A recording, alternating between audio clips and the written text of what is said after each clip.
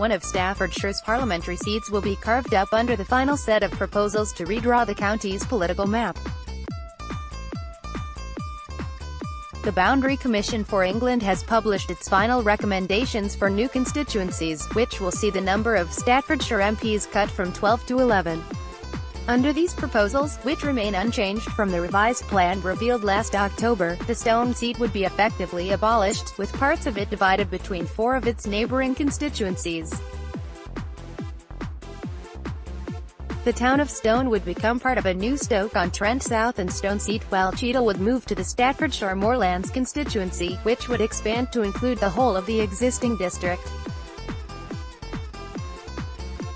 Loggerheads, Whitmore and Madeley would move to the Newcastle seat, while Ecclesall would go to Stafford. Stoke-on-Trent would retain 3 MPs, with Stoke-on-Trent Central and Stoke-on-Trent North remaining mostly unchanged, although the latter's name would be changed to include Kidsgrove. A public consultation on the revised proposal saw some opposition to Stone being included in Stoke-on-Trent South, but the Commission said there was not enough new evidence to justify further changes. The wider boundary plans for the UK, which will reduce the total number of MPs from 650 to 600, will still need to be approved by Parliament. The proposed Stoke-on-Trent South and Stone seat, the Commission's report states, there was a general level of support in the representations for the revised proposals for constituencies in Stoke-on-Trent, although there was some opposition.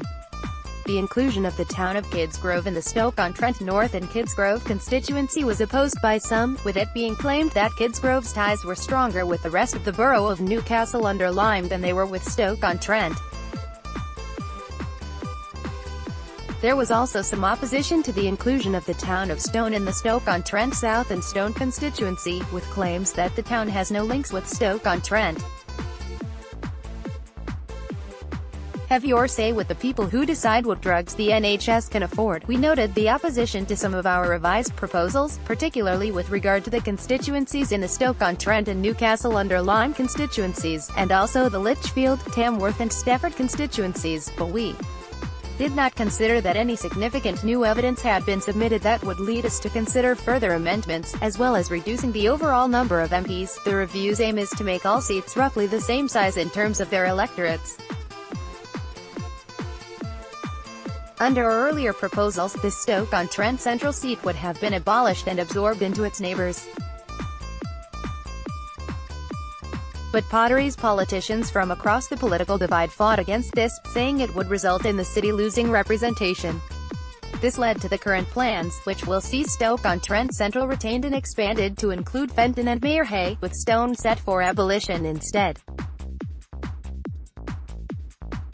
Sir Bill Cash, who has served as the Conservative MP for Stone since the current seat's creation in 1997, said he would be examining the final recommendations.